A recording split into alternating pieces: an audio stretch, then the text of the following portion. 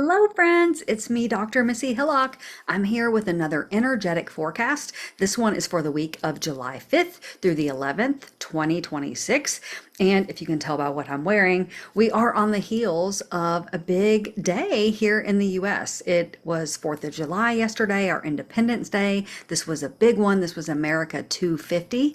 And so lots of people were celebrating big in the States with fireworks, food, family, friends. I like to say all the good F words. And certainly the best F word of all in this situation was certainly freedom, right? Independence. And no matter where you are in the world, I hope that you're really valuing and celebrating your independence, your freedom as a soul, as a divine person living on this planet, and really soaking in that energy, even if you weren't here in the States with us.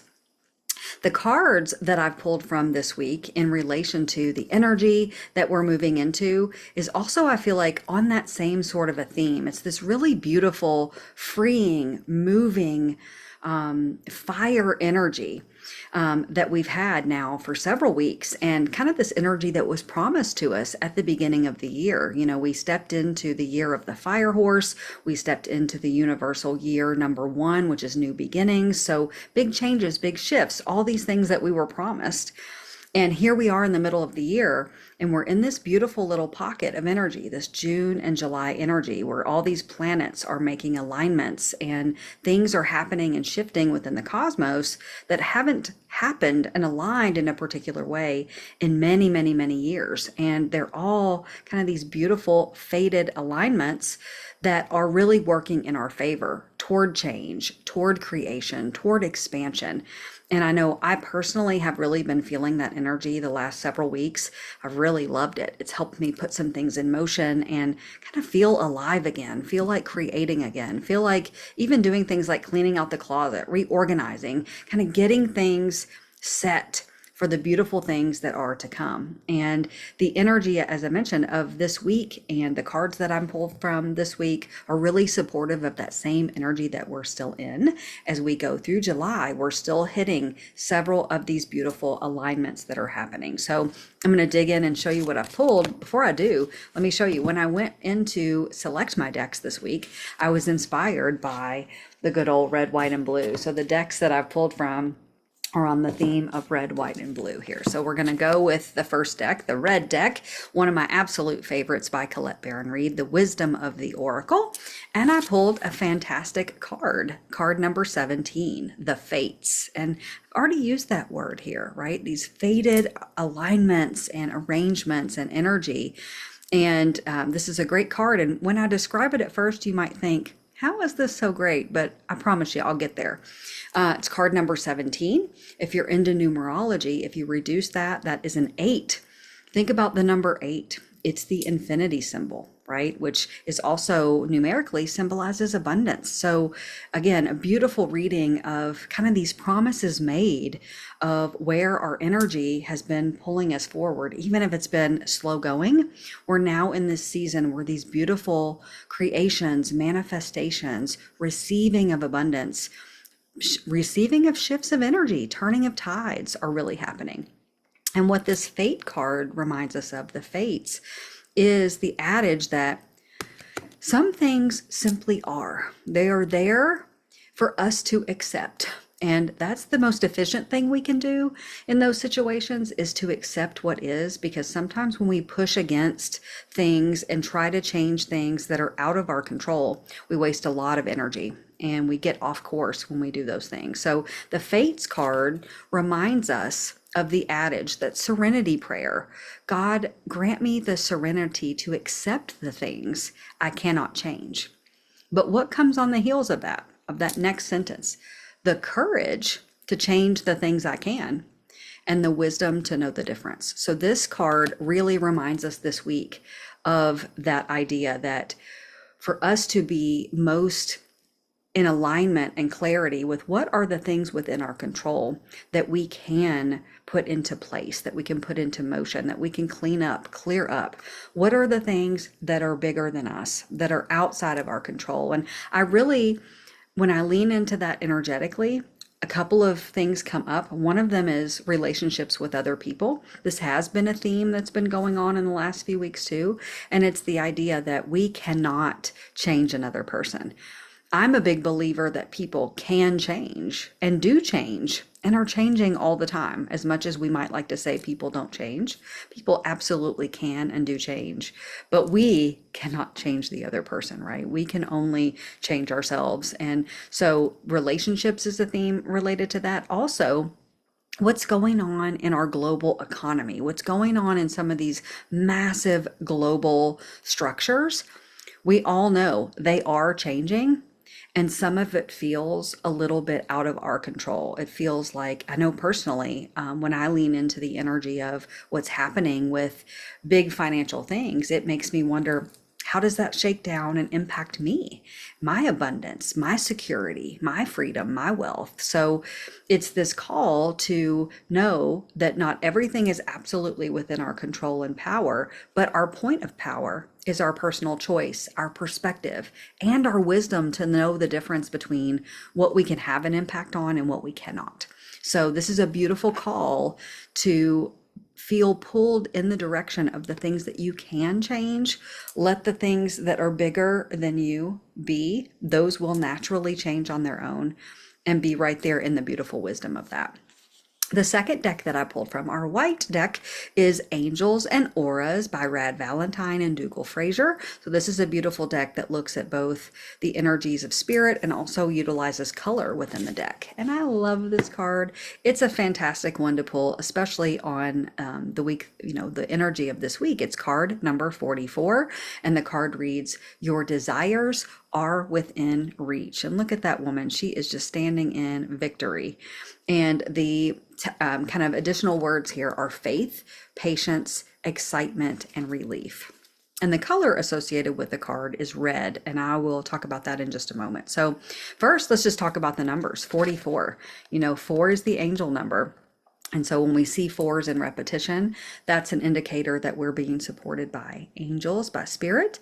And so here she is, in the 44, celebrating and knowing that her desires are within reach. And to me, this is a great card given everything that I've just shared of being in this first half of the year where we've been looking to receive that which we desire. We've been looking for changes that will serve us. And we've been patient. We've been in waiting. And now here we are at this time where it's just beyond our fingertips, these beautiful dreams and creations and payoffs and plans and things along those lines. And so if you're in that phase where you're starting to see or you're starting to sense, like within me, there are things happening in my life that I can tell are literally like days away because I can feel the energy shifting around them.